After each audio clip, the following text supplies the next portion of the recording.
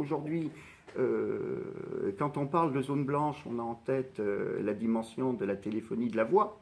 mais un utilisateur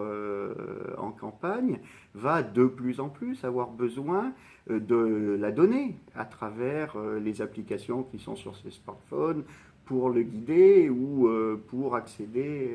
aux données bancaires ou à tous les services que l'on peut attendre. Et du coup, il y a véritablement une frustration accrue. Et même si la résorption des zones blanches avance effectivement, le différentiel avec les zones qui sont aujourd'hui largement couvertes est tel que nous ressentons encore plus fortement ces difficultés. Au-delà, si vous me permettez de vous donner un exemple très concret et très récent, il se trouve qu'un pylône qui couvre la commune dont je suis maire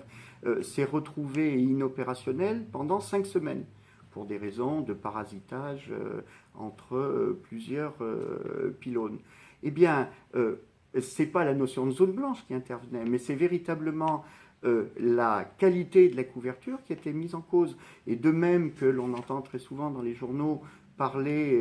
de la téléphonie fixe, eh bien, dans les zones qui sont les nôtres, la sécurité est un enjeu déterminant désormais. La même semaine, le hasard a voulu que sur la commune, nous soyons confrontés à la fois à un incendie qui prenait de l'ampleur et malheureusement, comme ça arrive chez nous aussi, au décès d'un habitant de la commune, quand pour ces raisons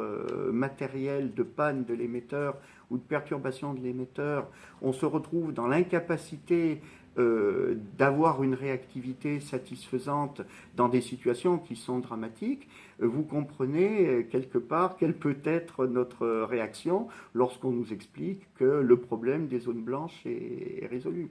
En fait, nous n'avons pas la couverture satisfaisante et les services que nous attendons aujourd'hui et dont nous sommes de plus en plus demandeurs, voire que l'on nous impose d'utiliser, ces services, nous éprouvons toujours autant de difficultés à les